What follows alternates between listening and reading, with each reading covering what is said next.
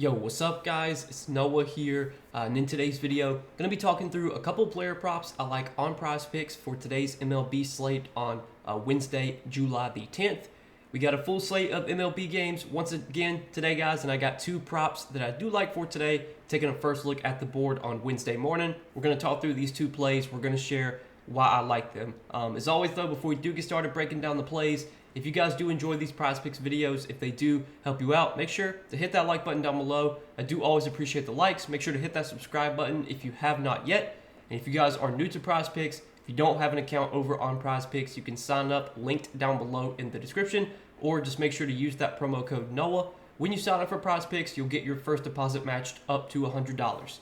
And we do have a partnership with Sleeper as well. You guys can check out Sleeper, linked down below in the description, or again, just use that promo code NOAH over on Sleeper, get your first deposit matched up to $100. And if you don't know what Sleeper is, they are a DFS pick'em app similar to Prizepicks, where you're picking over, under, more or less on player projections. You're building out an entry.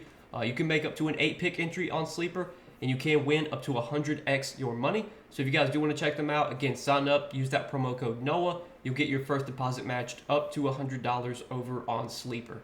But let's go ahead and talk through the props I'm liking for Wednesday, guys. Now, I do want to recap the plays that we gave out in Tuesday's video. Thought we were going to get a win on Tuesday. We took Zach Wheeler for over 33.5 fantasy score, which did cash for us. Zach Wheeler actually left the game early after 5 innings because of a back injury, but luckily he had done enough to go over the fantasy score line. He got the win, which put him over, finished with, I think, 39 fantasy points.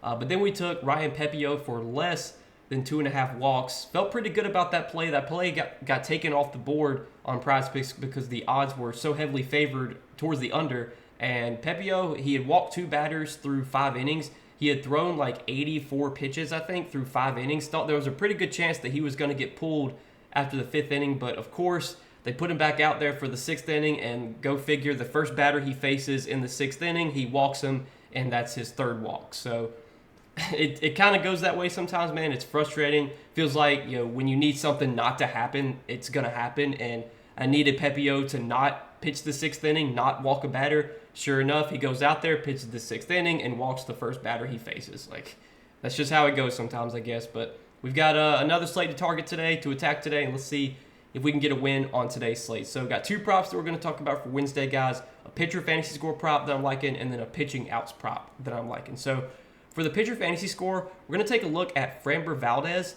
35 pitcher fantasy score, and I like the over here more than 35 fantasy score for Framber Valdez. And let's talk through this prop and why I like this one. There's actually a lot of props I'm interested in for Framber Valdez today. I also do kind of like his over 5.5 strikeouts. I think that's a play you could also take. Feel like if Framber goes, or if Framber gets 6 strikeouts, he probably goes over this fantasy score line as well. But there are definitely scenarios where he gets 6 strikeouts, doesn't go over fantasy. It's kind of pick your poison, but I think both these props are good. I like both these plays. We're going to talk about the fantasy score, though, and why I like this one. And I think the reason I like this fantasy score line for Framber is, for one, he has a very good chance of getting a quality start here. He is very heavily favored. He's very heavily favored to go over 17.5 pitching outs, so he's heavily favored to pitch 6 innings.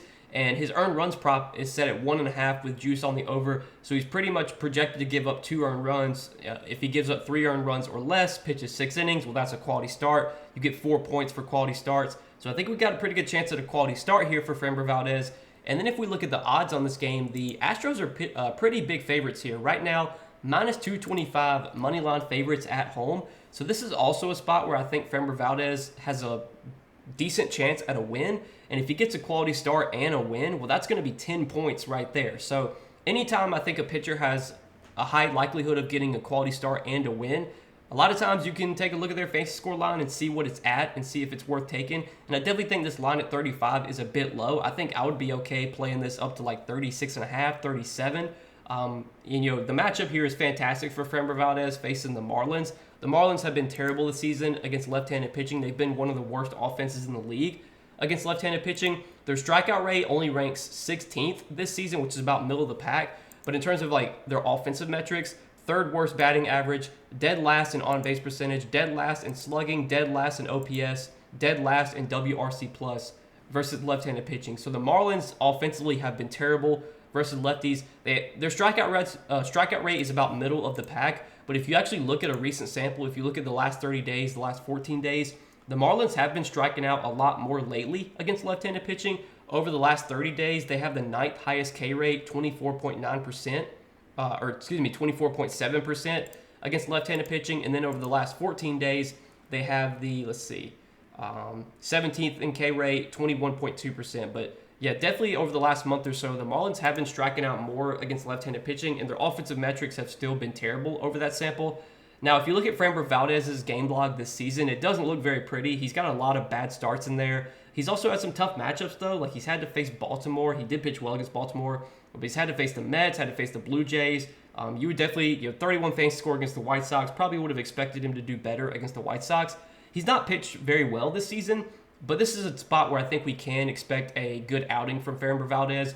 Valdez has also historically been better at home. He's going to be pitching at home tonight. So there's a lot of boxes that are checked here for Valdez. Great matchup. He's got a good chance at a quality start. He's got a chance at a win. There's some strikeout upside available in this matchup with how much the Marlins have been striking out lately against lefties. And again, the Marlins offensively have been terrible against left-handed pitching. So this is a spot where you don't really expect Valdez to get blown up, give up many runs. So a lot of reasons to like this play. I think we could definitely see like 6 innings, 4 or 5 Ks, quality start, potentially a win from Valdez. I don't think he needs to go out there and get like 12 strikeouts or anything to go over this fantasy score line. I mean, he could literally go 6 innings with 4 Ks, give up 1 run. But if he gets a quality start, if he gets a win, that's going to be enough to put him over this fantasy score line. So I think we got a lot of ways that we can cash this over 35 fantasy score for Valdez. This is a play that I like quite a bit. So it's going to be our first prop for today. And then the other prop that I like is a pitching outs prop, and we're going to look at Charlie Morton, 17.5 pitching outs. Like the under here for Morton, less than 17.5 pitching outs. And if you look at Morton's game log lately, it looks a lot better. If you're looking at last 5, he's gone under this prop in 4 out of his last 5. Did go over this prop against Pittsburgh, but that was a really good matchup. Today's matchup against Arizona is definitely not the best. Arizona, offensively, they've kind of been like a league average offense against right-handed pitching this season. But as of late, Arizona has been hitting the ball better against right-handed pitching over the last 14 days. Arizona does have the 7th best WRC plus versus right-handed pitching. And Arizona is also a team that hits curveballs really well. So Charlie Morton is a pitcher that relies heavily on a curveball. If you look at his curveball usage this season, he throws his curveball over 40% of the time. It's pretty much his number 1 pitch. And if we look at Arizona, they've got a lot of guys in their lineup that hit curveballs really well. Christian Walker this season batting .391 against curveballs. Jock Peterson batting .444. Ketel Marte batting .333. Lourdes Gurriel batting .278. Gabriel Moreno batting .250. A lot of guys in their projected lineup for tonight hit curveballs really well. So I think this is kind of a tough spot for Morton. This game's going to be played in Arizona, which has historically been a relatively good hitter's park. And Morton's a pitcher that doesn't have the greatest command. He'll walk batters as well. If you look at his walk rate this season, it's at 10%, which is that's below league average. Morton's a pitcher that can get wild at times. He's not a pitcher that can just pump strikes into the zone. He's going to throw pitches out of the zone. It's just a matter of will these Arizona batters chase those pitches out of the zone? And again, Arizona's been a team that's historically been kind of a low-K team, don't really chase pitches. And again, they've been a team this season that hits curveballs really well, which is a pitch that Morton throws heavily. So I do like this under of 17.5 pitching outs for Morton. He's going to have to go 6 innings to go over this line, and I think we got a pretty good chance of him not going 6 innings here. He has gone under this line in 9 out of 16 starts this season, and as of late, he's gone under this line in a good amount of starts as well. If you just look over his last, 3, 4, 5, 6, 7, 8, 9, over his last 9 starts, he's under this line in 6 out of 9. And if you look at the matchups where he went over, those were against Tampa Bay, Pittsburgh, and Oakland. Pretty good matchups there. Definitely not the easiest matchup here against Arizona. So I do like this under of 17.5 pitching outs for Charlie Morton. And looking at DK Sportsbook, they currently have this prop minus 130 favored towards the under. So DK Sportsbook pretty heavily favoring the under on this Morton pitching outs line. It's a prop that I like as well. So that's what we're going to be rolling with, guys, is our 2 early plays for Wednesday's MLB slate. Framber Valdez, more than 35 fantasy score. Charlie Morton, less than 17.5 pitching outs. If you guys are going to tail me on these 2 plays, let's hit both these plays today. Let's make some money on this slate. As always, I do appreciate you guys watching these Prizepicks videos. Make sure to hit that like button down below if you did enjoy. Make sure to hit that subscribe button if you have not yet. And if you guys don't have an account over on Prizepicks, use that promo code NOAH when you sign up to get your first deposit matched up to $100. But good luck today, guys. Thanks for watching. As always, we'll see you in the next video. Peace.